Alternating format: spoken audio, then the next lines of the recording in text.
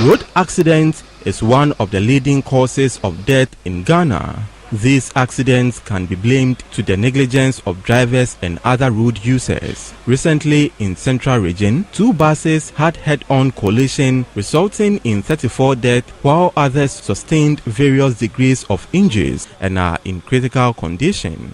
Unfortunately, while the rescuers were trying to rush the injured to the hospital, another bus ran over them, and this could have been avoided if the drivers had observed simple road traffic regulations. Also, in cases of accidents, rescuers need some education on how to handle accident victims in order not to worsen their condition. But overspeeding, wrong overtaking, poor visibility resulting from bush burning on the highways and foggy weather also contribute immensely on the carnage on the road. In view of this, a security expert, Adam Bona, has some advice for both drivers and passengers.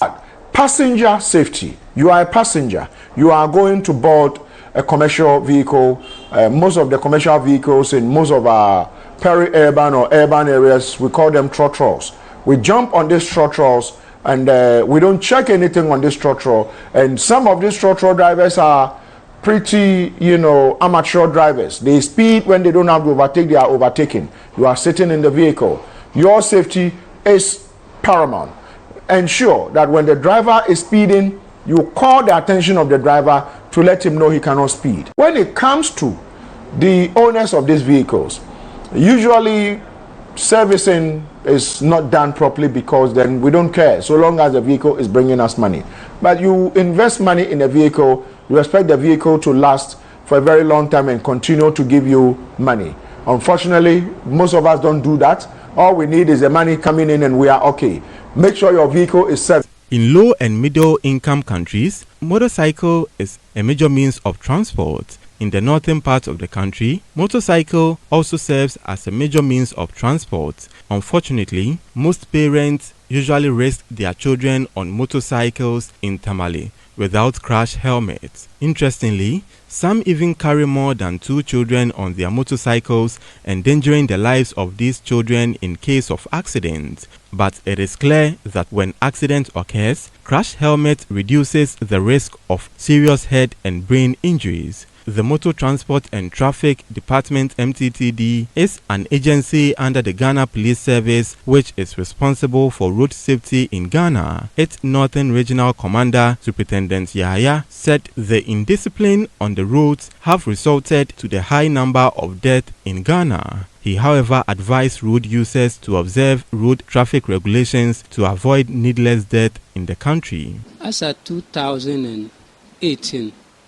the accident rate was, the total cases reported in the region was 252, and 2019 was 254. The 2 northern regions, Savannah and Northeast, were all part of northern region.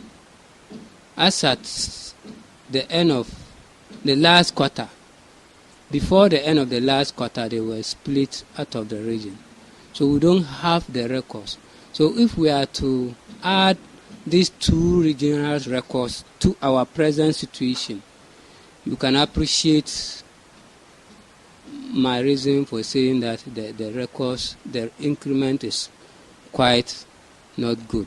On the drivers, both drivers, riders, our advice is let's drive defensively. Let's understand that the road is not for us, and let's exercise patience, change our behavior on the road. To the motorists, the riders, I will advise that we should ensure that we have protective elements before we ride. Again, everybody should have the needed documents before you ride or you drive.